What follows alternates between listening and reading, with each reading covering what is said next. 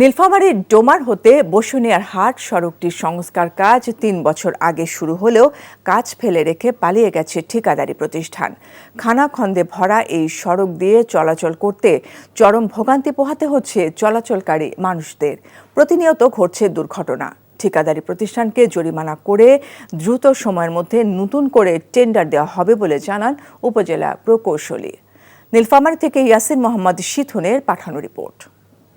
এই ঈদে জামা জুতো অ্যাক্সেসরিজের ডিসকাউন্ট।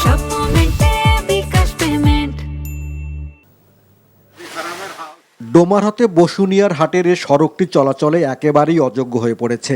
খানাখন্দ ও বড় বড় গর্ত হয়েছে সড়কের অনেক জায়গায়। এতে প্রায় ঘটছে দুর্ঘটনা। সড়কটির দৈর্ঘ্য ৬.৭ কিলোমিটার।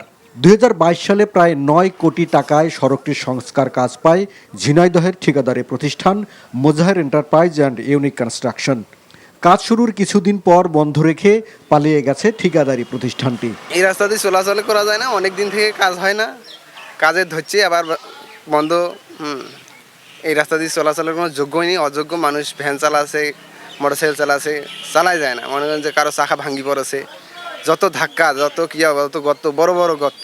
একটু বৃষ্টি আসলে এখানে পানি জমে থাকে। দেন ভালো মন্দ কি মানে বউ বাচ্চাকে নিয়ে কোথাও যাইবেন, দেখবেন যে এখানে এসে কাদা পড়ে যেতে হয়, এটা একটা সমস্যা। তারপরে দেখেন যে যদিও মাটি দেয়, সে মাটি আর থাকে না বেশি দিন। আমি এখানে প্রায় ৩ বছর ধরে আছি, ওই একই অবস্থায় দেখতেছি। ৫ বছর যাবত কাজ হচ্ছে না এবং ধরতেছে না, এরকম করে অনেক জায়গায় গ্যাপ হয়েছে, অনেক জায়গা খাল হয়েছে। ঠিকাদার এই কাজটি আর করবেন না বলে অপারগতা প্রকাশ করেছেন এবং এই কাজটা সম্পূর্ণ করতে যে টাকা আমাদের অতিরিক্ত অর্থের প্রয়োজন হবে, সেই অতিরিক্ত টাকা ঠিকাদারের বিরুদ্ধে জরিমানা করা হয়েছে প্রায় ৬ কোটি টাকা। এবং নতুন করে যে কাজ করা হবে সেটার এস্টিমেট আমরা ঢাকায় পাঠিয়ে দিয়েছি এবং অতি দ্রুত সময়ে ইনশাল্লাহ এই কাজটা বাস্তবায়ন হবে।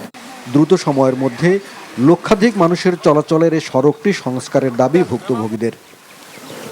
NTV news desk. এই ঈদে জামা জুতো অ্যাক্সেসরিজের ডিসকাউন্ট।